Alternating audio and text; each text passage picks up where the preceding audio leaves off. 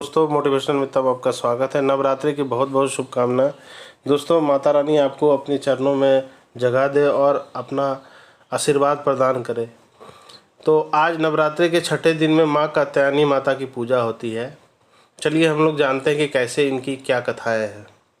नवरात्रि में छठे दिन माँ कात्यायनी की पूजा की जाती है। इनकी उपासना और आराधना से भक्तों को बड़ी आसानी से अर्थ, धर्म, काम और मोक्ष चारों फलों की प्राप्ति होती है।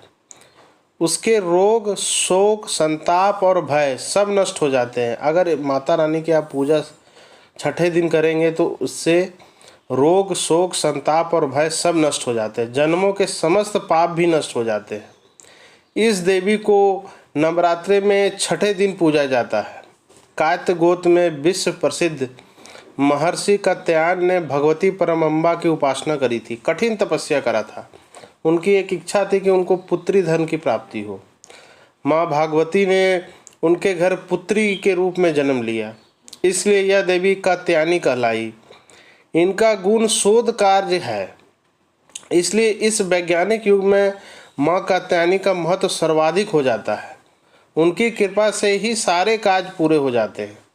ये वैद्यनाथ नामक स्थान पर प्रकट होकर पूजी गई है। माँ कात्यायनी अमोघ फलदायिनी है। इनकी दूसरी कथा है कि भगवान कृष्ण को पति के रूप में पाने के लिए ब्रज की गोपियां ने इनकी पूजा करी थी। यह पूजा कालिंदी यमुना के तट पे की गई थी, इसलिए यह ब्रज मंडल की अधिष्ठात्री देवी है और उनको वहाँ बहुत ज़्यादा पूजा जाता है ब्रज में। इनका स्वरूप अत्यंत भव्य और दिव्य है। ये स्वर्ण के समान चमकीली है और भास्कर है, सूर्य के समान प्रकाशमान है।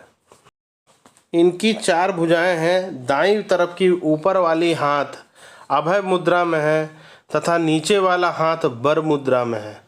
माँ के बाईं तरफ के ऊपर वाले हाथ में तलवार है और नीचे वाले हाथ में कमल का फूल सुशोभित है।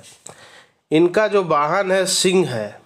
इनकी उपासना और आराधना से भक्तों को बड़ी आसानी से अर्थ, धर्म, काम और मोक्ष चारों फलों की प्राप्ति हो जाती है।